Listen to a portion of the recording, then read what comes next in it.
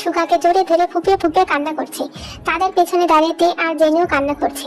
সুগা নিজেকে শক্ত রেখে কাট কাট গলায় বলে, যে হোক ওদের গাড়িতে তুলে দেয়, ততক্ষণ আমি এই কুত্তার বাচ্চাটাকে দেখে নিই। ভাইয়া বাসায় যা, আমি দেখছি। তারপর তে, জিমিন আর জেনি গাড়িতে গিয়ে বসে। তাদের জন্য আজকের দিনটাই খারাপ ছিল। আজকে জিমিন তার হবুবরের কথা মতো রেস্টুরেন্টে এসেছিল কিছু টাইম স্পেন্ড করার জন্য।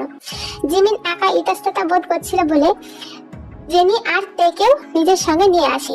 জিমিনের হবুবর কাই রেস্টুরেন্টে এসে কোনো কথা না বলে জিমিনের গালে সজোরে থাপ্পড় বসিয়ে দেয়। সঙ্গে সঙ্গে ওর ফর্সা গালে 5 আঙ্গুলের ছাপ ফুটে উঠল। জিমিন সোজা হয়ে দাঁড়াতেই ওর ডান গালে আবারও চড় পড়ল। এটা দেখে তে ও জেনি দুজনেই অবাক হয়ে দাঁড়িয়ে আছে। কোন কারণে তার হবু বর কাই এরকম আচরণ করছে তা বুঝতে পারল না জিমিন।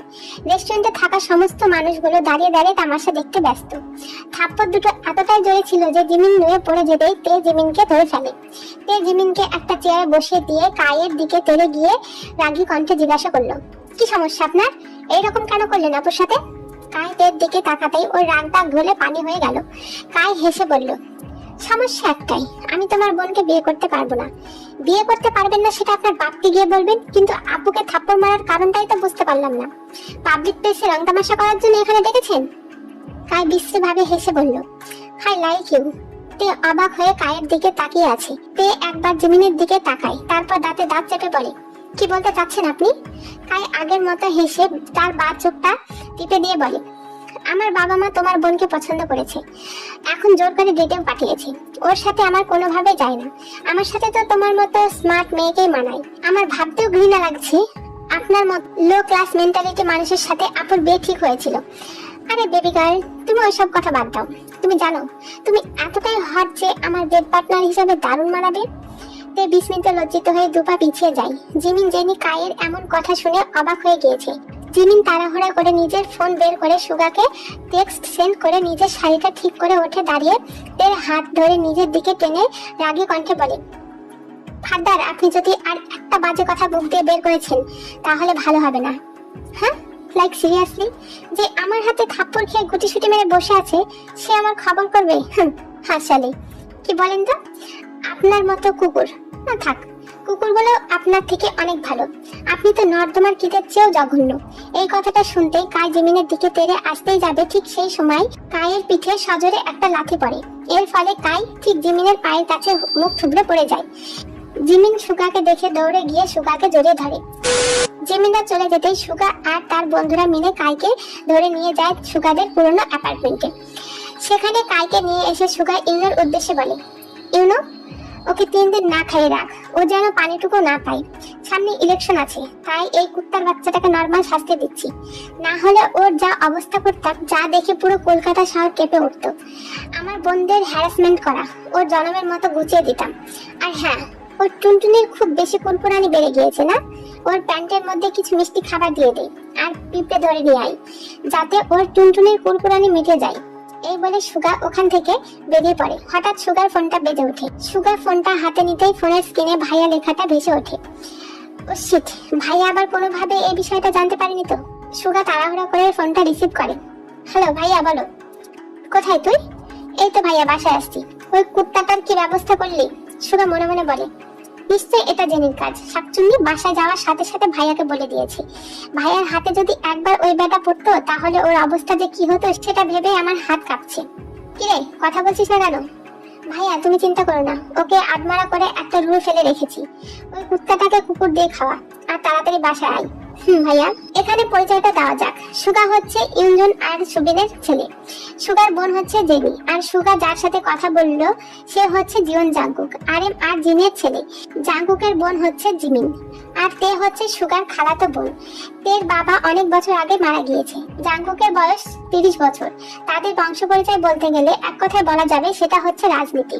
জাঙ্কুকের বাবা আর চাচ্চু বাড়ির 2 ছেলের ওপর রাজনীতির চেয়ারখানা ছেড়ে দিয়ে এখন রেস্ট নিচ্ছে। আর জাঙ্কুক আর সুগার বিহেভিয়ার হচ্ছে জাঙ্কুক আগুন তো সুগা পানি। জাঙ্কুকের রাগ সুগা ছাড়া কেউ কন্ট্রোল করতে পারে না। সবসময় মুখে গম্ভীর রেখা টানা থাকে। যাই হোক, বাকি কথা গল্পের মধ্যে। সুগা বাসায় প্রবেশ করতেই দেখে জাঙ্কুক গম্ভীর মুখে সোফায় বসে আছে, আর তার সামনে বসে আছে জিমিন, জেনি আর তে। সুগা দ্রুত পায়ে তাদের দিকে এগিয়ে যায়। ভাইয়া কি হয়েছে? এখানে বস, আমার তোর সাথে কথা আছে। সুগা আর জাঙ্কুক নিজেদের মতো করে সামনে ইলেকশনের ব্যাপারে কথা বলতে থাকে। এটা দেখে তের প্রচন্ড রাগ হচ্ছে। ভাই তোরা কথা বলবি তো বল না, আমাদের এইভাবে বসে রাখার কি প্রয়োজন সেটাই তো বুঝি না বাপু। আমার তো প্রচন্ড ঘুম পাচ্ছে, আর এই খাটাস বেটা আমাদের বসিয়ে রেখেছে। মনে তো হচ্ছে মাথাটা উল্টো দিকে ঘুরে দিই। না, আর পারা যাচ্ছে না। আপু, জেনি, তোমরা থাকো, আমি রুমে গেলাম, আমার ঘুম পাচ্ছে। এই বলে তে উঠে যেতে যাবে, তার আগে জাঙ্কুকের দুনিয়া কাঁপানো হুঙ্কার শুনে তে ওখানে ধপাস করে বসে পড়ে। এই মেয়ে, তোমাকে যেতে বলেছি, বসে বলছি। ভাইয়া ছেড়ে দাও না, অনেক রাত হয়েছে তো। জাঙ্কুক সুগার দিকে তাকাতেই সুগা চুপ হয়ে যায়। এই মেয়ে, ভাইয়া ও তে আমার খালাতো বোন। সেটা আমি জানি, ওর নাম তে, তোর খালাতো বোন। আর ও এখানে আজকে এসেছে তার পড়াশোনা করার জন্য। ও মেডিকেল স্টুডেন্ট, আমাদের এখানে অ্যাডমিশন নিয়েছে। আর কিছু? ভাইয়া তুমি কিভাবে জানলে? তুমি তো ওকে কোনোদিন দেখোইনি। কে বলেছে আমি ওকে দেখিনি? কিন্তু ও তো আমাদের বাসায় কোনোদিন আসেইনি। আমি চাচুর সাথে গ্রামে গিয়েছিলাম। সেটা কবে? মেবি ওই দিন ওর 4 বছরের বার্থডে ছিল। তখন তো তে অনেক ছোট ছিল। আর তুমি তাকে মনে রেখেছো? তে মনে মনে ভাবে, উনি আমাদের বাসায় গিয়েছিল। ওই আমার তো মনে নেই। ও, তখন তো আমি অনেক ছোট ছিলাম। যাই হোক, এই মেয়ে কি ভাবছো? আপনার মাথা কি? হ্যাঁ, কিছু না। তে কথাটা আসতে বললেও সবাই কথাটা শুনেছে। জিমিন আর জেনি হাঁ করে তের মুখের দিকে তাকিয়ে আছে। জাঙ্কুক হুঙ্কার ছেড়ে বলে, যাও রুমে যাও। কথাটা বলতেই তে এক দৌড়ে রুমে চলে যায়। তারপর ফ্রেশ হয়ে ঘুমিয়ে পড়ে। সকালে সবাই একসাথে ব্রেকফাস্ট করছিল। ব্রেকফাস্টে ছিল ডিম পরোটা। সবাই খাচ্ছে, কিন্তু তে না খেয়ে কানে হাত দিয়ে বসে আছে। জাঙ্কুক আর চোখে তেকে পরখ করছে। তখন জাঙ্কুক হঠাৎ হুঙ্কার দিয়ে ওঠে, এই মেয়ে, সমস্যা কি তোমার? খাবার খাচ্ছ না কেন? জাঙ্কুকের হুঙ্কার শুনে সবাই ভয়ে কেঁপে ওঠে। সুগা সেই সময় পানি খাচ্ছিল। বেচারার হাল খারাপ হয়ে গিয়েছে। তে তো ভয়ে শুকনো পরোটা ছিঁড়ে এক প্রকার মুখে ঠুসতে লাগে। এই তে, শুকনো পরোটা খাচ্ছিস কেন? গলায় আটকে যাবে তো। আমার ডিমে অ্যালার্জি আছে। কথাটা তে মিনমিনিয়ে বলে, সমস্যা কি তোমার? ডিমে অ্যালার্জি আছে এই কথাটা বলতে কি প্রবলেম হচ্ছিল তোমার? আমাদের বাসায় কি খাবারের অভাব পড়ে গিয়েছে? জাঙ্কুক, এভাবে চিৎকার করছিস কেন? মেয়েটা প্রথম এই বাসায় এসেছে, সবার সাথে ফ্রি হতে একটু সময় লাগবে। বাবা, যত তাড়াতাড়ি সবার সাথে ফ্রি হবে ততই ওর জন্য ভালো। এই বলে জাঙ্কুক খাবার টেবিল ছেড়ে ওখান থেকে চলে যায়। তে অপমান বোধ করে। এই লোকটার আমাকে নিয়ে সমস্যা কি বুঝতে পারি না। আমি আর এই বাসায় থাকবো না। আজকেই খালামণিকে বলে দেবো আমাকে যেন হোস্টেলে রেখে আসে। তে কোনো রকমে খাবারটা শেষ করে রুমে চলে যায়। আপু, আমি আর এখানে থাকবো না। কেন, কি হয়েছে? আমার এখানে ভালো লাগছে না। আয় এখানে বস। আমি জানি তুই এখানে থাকতে কেন চাচ্ছিস না। দেখ, ভাইয়া রাগে হতে পারে, কিন্তু সে অনেক ভালো। জানিস, বাবা যখন তার জায়গায় ভাইয়াকে বসিয়েছিল তখন সাধারণ জনগণ অনেক চিন্তিত ছিল, কিন্তু যখন তারা ভাইয়ার ভালো দিকটা দেখতে শুরু করলো তখন সবার ধারণাটাই পাল্টে গিয়েছে। হ্যাঁ, এটা বলতে পারিস যে ভাইয়া প্রচন্ড রাগী, কিন্তু বিনা কারণে কোনোদিন আমাদের সাথে ভাইয়া খারাপ ব্যবহার করেনি। তার মানে আমি কোনো অন্যায় করেছি? এই পাগলি, আমি সেটা বোঝাতে চাইনি। হয়তো ভাইয়া কোনো বিষয় নিয়ে চিন্তিত আছে, সেই জন্য ভাইয়া এমন করছে। চল, মন খারাপ করিস না। সোনালি রোদ্দুরে চকচক করা আকাশে উড়ে ক্লান্ত পাখিরা খাবার নিয়ে যাচ্ছে তাদের নিরে। শেষ বিকেলের মিষ্টি রোদ জানালা ভেদ করে প্রবেশ করছে জাঙ্কুকের রুমে। জাঙ্কুক রকিং চেয়ারে বসে আশ্রয়ে থাকা রোদের টুকরোগুলোকে দেখে যাচ্ছে। জাঙ্কুক কোনো কাজে মন বসাতে পারছে না। তার চেপে রাখা ব্যাকুল মনটা জবরদস্তি করে বাইরে বেরোতে যাচ্ছে। চোখ বন্ধ করলে, কাজ করলে সারাক্ষণ মাথায় ঘুরপাক খাচ্ছে সরল আর চঞ্চল একটা মুখ। জাঙ্কুক বিরক্ত, প্রচুর পরিমাণে বিরক্ত। এভাবে কয়েকটা দিন কেটে যায়। তে চঞ্চল প্রকৃতির মেয়ে, কোনোভাবে নিজেকে শান্ত রাখতে পারে না। সেই জন্য ধাপে ধাপে জাঙ্কুকের থেকে বকা খেতে হয়। বাট ইদানিং তের কেন জানি না জাঙ্কুকের বকা খেতে প্রচন্ড ভালো লাগে। জাঙ্কুক রেগে গেলে যখন জাঙ্কুকের কান দুটো লাল হয়ে যায়, এই বিষয়টা তের অনেক ভালো লাগে। তের কাণ্ড দেখে জিমিন আর জেনি তো অবাকের ওপর অবাক হয়। প্রথমে তে জাঙ্কুককে দেখে ভয় পেত, কিন্তু এখন তার মধ্যে ভয়ের ফোঁটাও দেখা যায় না। জাঙ্কুককে রাগানোর জন্য সবসময় উৎপাটন কাজ করতে থাকে। আজকে আবারও জিমিনকে ছেলেপক্ষ থেকে দেখতে এসেছে। জিমিনের মনটা অনেক খারাপ। তে জিমিনকে সুন্দর করে সাজিয়ে দেয়। জিমিন ছেলেপক্ষদের সামনে বসার সময় একবার সুগার দিকে তাকায়। সুগা অনেক খুশি, হেসে হেসে ছেলেপক্ষদের সাথে কথা বলছে। ছেলেপক্ষের সবার জিমিনকে অনেক পছন্দ হয়। সেই দিনই জিমিনকে আংটি পরিয়ে দেওয়া হয়, আর 1 সপ্তাহের মধ্যে বিয়ের ডেট ফিক্সড করা হয়। জিমিন ঝলমলে আকাশের দিকে তাকিয়ে ছাদে দাঁড়িয়ে আছে। কারোর পায়ের আওয়াজ পেতেই পেছন ঘুরে তাকায়, দেখে সুগা আসছে। জিমিন আবারও আকাশের দিকে তাকায়। কিরে, একা এখানে কি করছিস? কিছু না, এমনি দাঁড়িয়ে আছি। সুগা ভাইয়া, একটা কথা বলবো? বল। তুমি কি কাউকে ভালোবাসো? হুম। এটা শুনতেই জিমিন সুগার দিকে তাকিয়ে বলে, কে সে জানতে পারি? তে। এই কথাটা শুনতে জিমিনের বুকের ভেতরটা ধপ করে ওঠে। আসলে কি বলতো, তের বাবা মারা যাওয়ার সময় বাবাকে বলে গিয়েছিল তেকে যেন এই বাড়ির বউ করা হয়। তাই বাবা সেই দিনই সিদ্ধান্ত নিয়েছিল তের সাথে আমার বিয়ে দেবে। জিমিন নিজেকে শক্ত রাখার চেষ্টা করে বলে, তো এতদিন তো আমাদের বলনি। আসলে এই বিষয়টা আমিও জানতাম না। জাঙ্কুক ভাই সহ সবাই জানতো, শুধু আমি বাদে। আমি তো কয়েক মাস আগে জানতে পারলাম। ও আচ্ছা। ভাইয়া, আমার খুব ঘুম পাচ্ছে, আমি গেলাম। ঠিক আছে, যা। জিমিন চলে যেতেই সুগা ওই খোলা আকাশটার দিকে তাকিয়ে থাকে। তে বারবার জাঙ্কুকের রুমের সামনে গিয়ে আসা যাওয়া করছে এক ঝলক জাঙ্কুককে দেখার জন্য। আর জাঙ্কুক চেয়ারে বসে আছে, দৃষ্টি তার দরজার দিকে। তে বারবার দরজার সামনে দিয়ে যাচ্ছে। এটা দরজার নিচ দিয়ে তের হালকা ছায়া দেখা যাচ্ছে। এটা যে তে সেটা জাঙ্কুক খুব ভালো করে জানে, কারণ তের বডির স্মেল পাচ্ছে জাঙ্কুক। তে জাঙ্কুককে দরজার সামনে আসতেই হঠাৎ করে দরজা খুলতেই তে আ বলে চিৎকার করে ওঠে। তের চিৎকার শুনে জাঙ্কুক কিঞ্চিত ভরকে যায়। শাট আপ ড্যামেড, সমস্যা কি তোমার? আপনি শাট আপ, আপনার সমস্যা কি? এভাবে ভূতের মতো কেউ দরজা খুলে? জাঙ্কুক রেগে গিয়ে এক টান দিয়ে তেকে রুমের ভেতরে এনে দেওয়ালের সাথে চেপে ধরে। জাঙ্কুক এমন করে তেকে চেপে ধরে রেখেছে যে তের শরীরের আকর্ষণীয় জায়গাগুলো জাঙ্কুকের শরীরে স্পর্শ করছে। জাঙ্কুকের গরম নিঃশ্বাস তের মুখে আসে পড়ছে। তে চোখ খিচে বন্ধ করে রেখেছে। হঠাৎ তে তার ঠোঁট জোড়া কিস করার মতো করে জাঙ্কুকের দিকে এগিয়ে দিয়েছে। এটা দেখে জাঙ্কুক আর নিজের লোভ সামলাতে পারে না। জাঙ্কুক আস্তে আস্তে তের ঠোঁটের দিকে এগিয়ে যায়। তের ঠোঁট জোড়া নিজের দখলে নিতেই যাবে, ঠিক তখন জাঙ্কুক কিছু একটা ভেবে তের থেকে সরে আসে আর তেজি গলায় বলে, এ মেয়ে, তোমার সমস্যা কি? পড়াশোনা নেই? এত তিন বিরিং করে বেড়াও কেন? জাঙ্কুক তের কথা শুনে ভ্রু কুচকে জাঙ্কুকের দিকে তাকায়। আচ্ছা, খালামণি কি আপনার জন্মের সময় মুখে মধুর বদলে করলার জুস দিয়েছিল?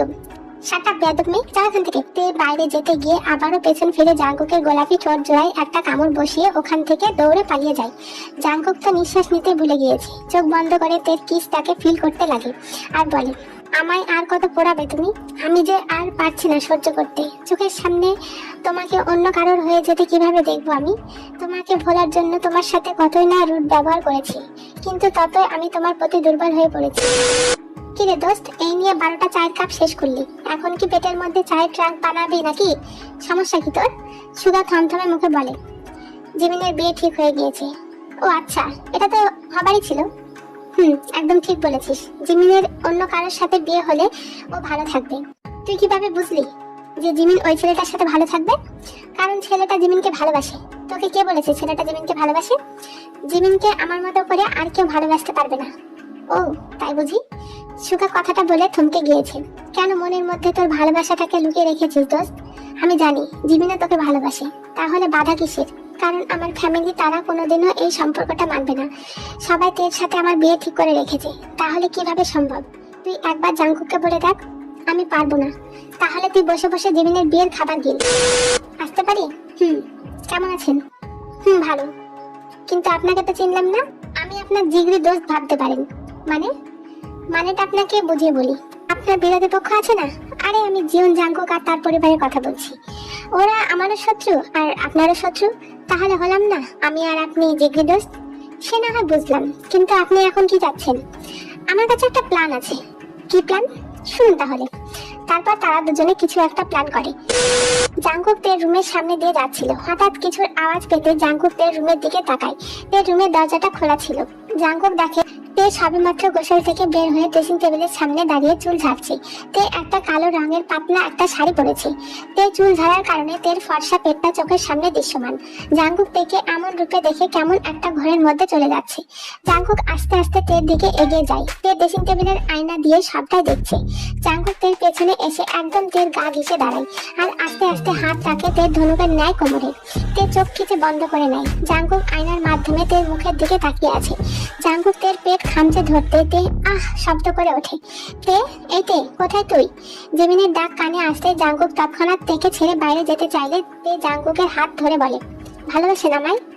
জাঙ্কুক কিছুক্ষণ তের মুখের দিকে তাকিয়ে থেকে বলে, একটা থাপ্পড় মেরে সবগুলো দাঁত ফেলে দেবো। পড়াশোনায় মন দাও আর ভালোবাসার ভূত মাথায় থেকে বের করে দাও। এই বলে জাঙ্কুক গটগট করে রুম থেকে বেড়ে যায়। আচ্ছা, লোকটা কি বলে গেল? দূর। তে নিচে এসে দেখে তের আম্মু এসেছে। তে দৌড়ে গিয়ে ওর আম্মুকে জড়িয়ে ধরে। আম্মু, তুমি কখন এসেছো? এই তো কিছুক্ষণ আগে আসলাম। হঠাৎ তুমি এখানে? আগে বলনি তো। মেয়ের বিয়ে আর মা থাকবে না? তে অবাক দৃষ্টিতে সবার দিকে তাকিয়ে থাকে। আমরা চেয়েছিলাম তুমি আর সুগা একে অপরের সাথে কিছু টাইম স্পেন্ড করো আর একে অপরকে ভালোভাবে জানো, তারপর তোমাদের বিয়েটা দেব। কিন্তু তোমার খালামণি চাচ্ছে তাড়াতাড়ি তোমাকে বউ বানিয়ে বাসায় তুলতে। তাই আমরা ঠিক করেছি জিমিনের বিয়ের দিনই তোমার আর সুগার বিয়ে হবে। এই কথাটা শুনতে তে দুপা পিছিয়ে যায়, কারণ সে তো মনে মনে প্রচন্ড পরিমাণে জাংকুককে ভালোবেসে ফেলেছে। তে ছলছল চোখে জাংকুকের মুখের দিকে তাকায়। জাংকুক মাথা নিচু করে সোফায় বসে আছে। তে আর ওখানে দাঁড়ায় না, দৌড়ে তার রুমে চলে যায়। জাংকুক বিছানায় শুয়ে সিলিং ফ্যানের দিকে তাকিয়ে আছে। আজ আর জাংকুকের চোখে ঘুম আসবে না। এতগুলো বছর ধরে যে ভয়টা পেয়ে আসছিল এখন সেটা বাস্তবায়ন হতে চলেছে।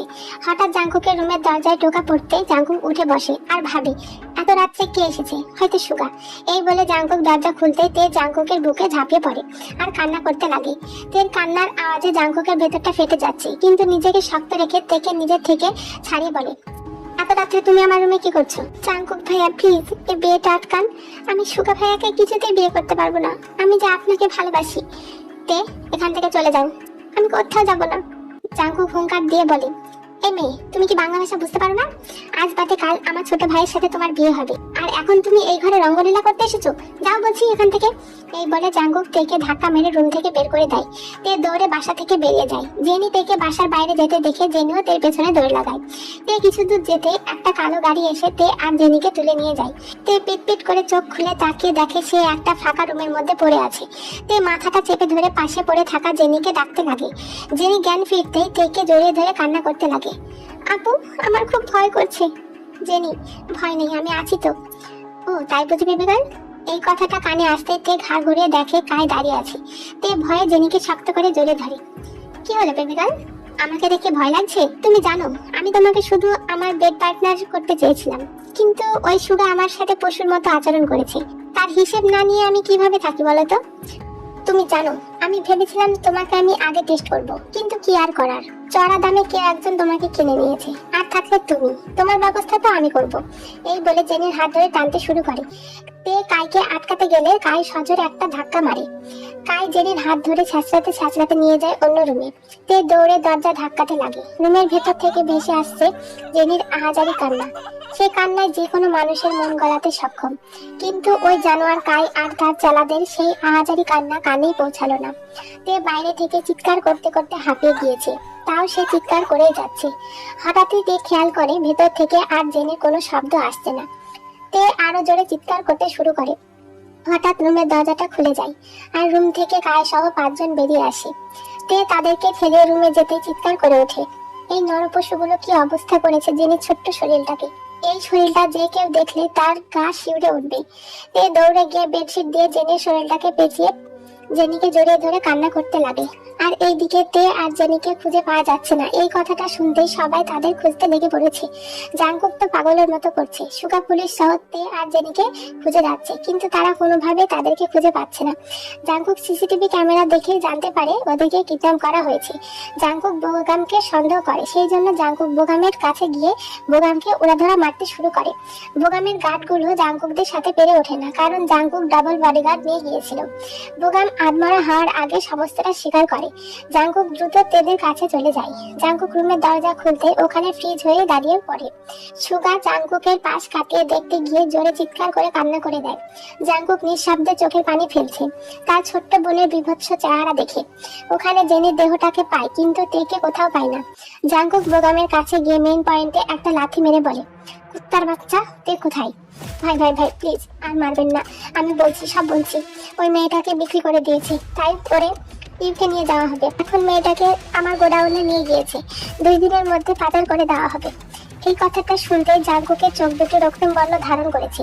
গার্ডদের চোখের ইশারা করতে একটা গার্ড জাংকুকের হাতে একটা ধারালো অস্ত্র দেয়। ওটা দিয়ে জাংকুক বোগামকে নৃশংসভাবে হত্যা করে। বোগামের রক্ত ছিটকে জাংকুকের মুখে আছড়ে পড়ে। জাংকুক 2 আঙুলের সাহায্যে সেই রক্তটা মুছে নেয়। জাংকুকের গাড়িটা শ শ শব্দ তুলে ধোঁয়া উড়িয়ে দ্রুত বেগে যাচ্ছে বোগামের গোডাউনের উদ্দেশ্যে। জাংকুক 1 ঘন্টা রাস্তা 10 মিনিটে পার করে দেয়। কাই পায়ের ওপরে পা রেখে আইস করে বসে কফির মগে চুমুক দিচ্ছে। হঠাৎ দরজাটা ভেঙে যেতেই কাই ঘাড় ঘুরিয়ে তাকায়। জাংকুক দেখে তে ফ্লোরে অচেতন অবস্থায় পড়ে আছে। গায়ের পোশাকটা অনেক জায়গায় ছেঁড়া, ঠোঁট কেটে রক্ত বের হচ্ছে, চুলগুলো এলোমেলো। জাংকুক চোখ বন্ধ করে জোরে শ্বাস ছাড়ে। কায় ভয়ে পালাতেই সজোরে ঘাড়ের ওপর একটা কোপ পড়ায় কায় ফ্লোরে মুখ থুবড়ে পড়ে। তারপর জাঙ্গুক হিংস্র বাঘের ন্যায় হামলে পড়ে কায়ের ওপরে। জাঙ্গুকের পরিবার রাজনীতির সঙ্গে যুক্ত বলে সমস্ত বিষয়টা ওখানেই ক্লোজ হয়ে যায়। জেনির ক্ষতবিক্ষত শরীরটা দেখে ইউনজুন হেতায়েত জ্ঞান হারিয়েছে। আজ গম্ভীর জাঙ্গুকের চোখেও পানি। জাঙ্গুক জেনির মাথার কাছে বসে জেনির হাত ধরে কান্না করে আর বলে, আমায় ক্ষমা করে দে বোন, আমায় ক্ষমা করে দে। আমি তোকে ওই জানোয়ারদের কাছ থেকে রক্ষা করতে পারলাম না, কিন্তু তাদের আমি নিজ হাতে শাস্তি দিয়েছি। বিশ্বাস কর বোন, আমি একটাকেও ছাড়িনি।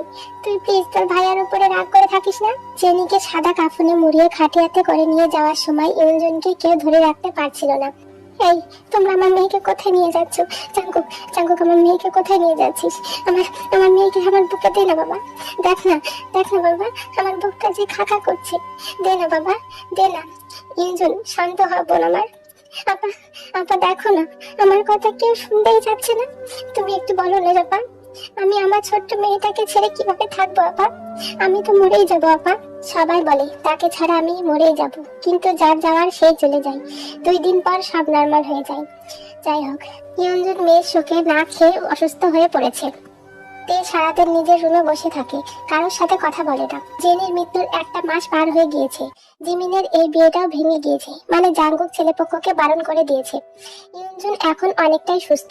জিন ইউনজুনকে জোর করে খাবার টেবিলে খেতে বসিয়েছে। জাঙ্গুকও তেকে জোর করে নিচে নিয়ে আসে। ইউনজুন তেকে নিচে আসতে দেখে চেয়ার থেকে উঠে তের দিকে এগিয়ে যায়। তে তার খালামণিকে দেখে জড়িয়ে ধরতে যাবে, তার আগে তের গালে সজোরে একটা থাপ্পড় পড়ে।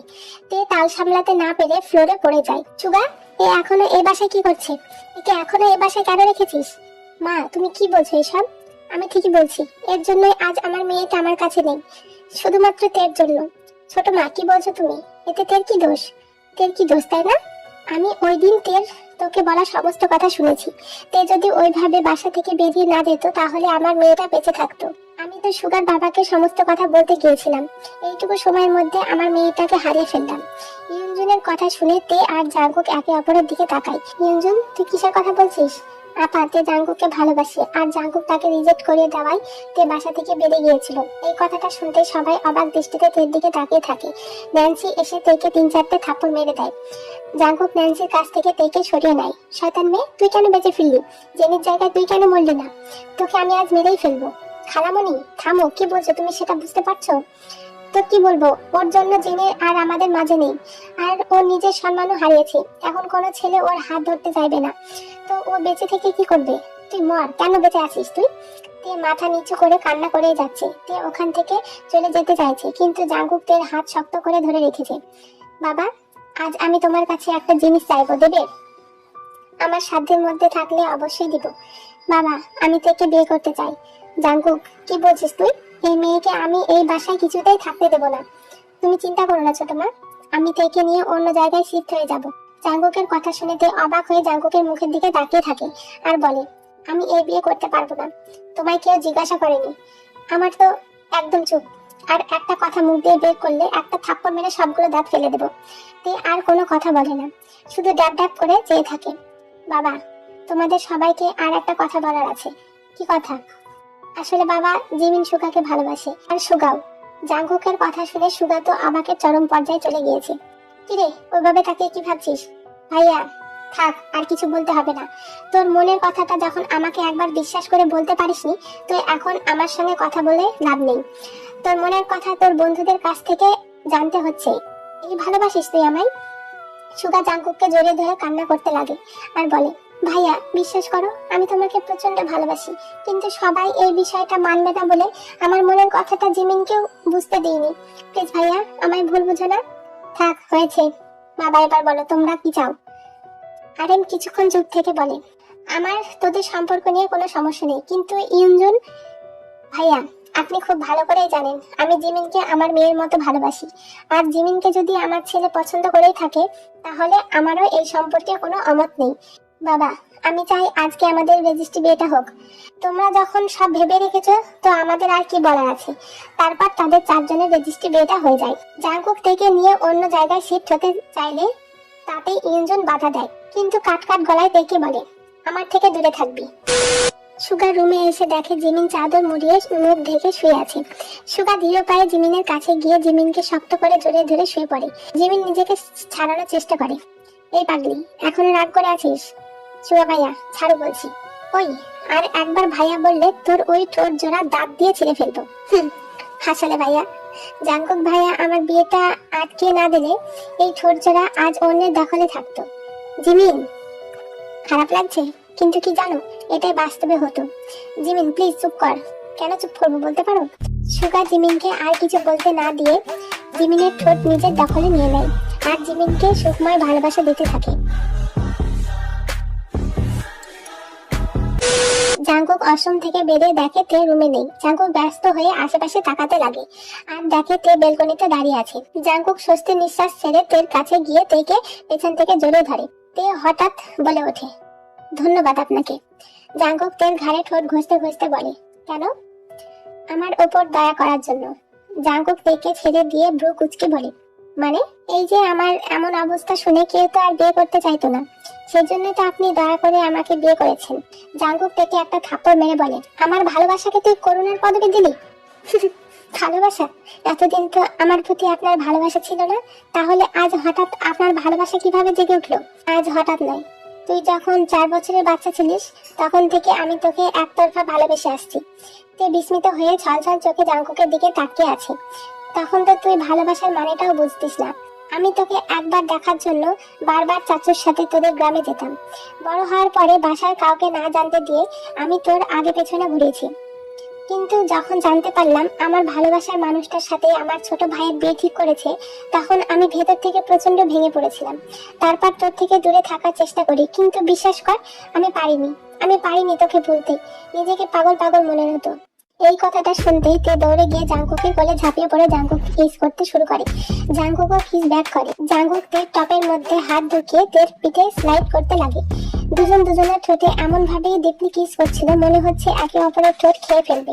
জাঙ্কুক তেকে বেডের কাছে নিয়ে গিয়ে আস্তে করে তেকে বেডে শুয়ে দেয় আর নিজের শার্ট খুলতে লাগে। তারপরে তেকেও আনড্রেস করে নেয়। জাঙ্কুক ঘরের লাইট অন রেখে তেকে খুঁটিয়ে খুঁটিয়ে পরখ করছে। তে লজ্জায় হাত দিয়ে চোখ খিচে রেখেছে। জাঙ্কুক লাইট অফ করেন। একদমই না, আজ আমি সম্পূর্ণরূপে তোমাকে দেখতে চাই। তুমি জানো তোমার এই সেক্সি বডি আমাকে কিভাবে আকর্ষণ করে? এই বলে জাঙ্কুক তের প্রাইভেট পার্টে মুখ লাগায়। তে ব্লেজারে বিছানা চাদর খামচে ধরে। জাঙ্কুক তেকে এমন ভাবে আদর দিচ্ছিল, মনে হচ্ছে বহুদিনের তৃষ্ণার্ত শরীরে পিপাসা মিটাচ্ছে। তেও সমান তালে তাল মেলাচ্ছে। তারপরে আবার কি? বাকিটা ইতিহাস। তোমরা আবার বেশি ইতিহাস ঘাটতে যাও না, প্রবলেম হতে পারে। যাই হোক, হ্যাঁ মিস, স্টোরিটা আমি এখানেই শেষ করছি। স্টোরিটা কেমন হয়েছে অবশ্যই কমেন্ট করে বলবে। আবারও তোমাদের সাথে দেখা হবে নতুন কোনো স্টোরির মাধ্যমে। তো সবাই ভালো থেকো, সুস্থ থাকো, লাভ ইউ অল, টাটা।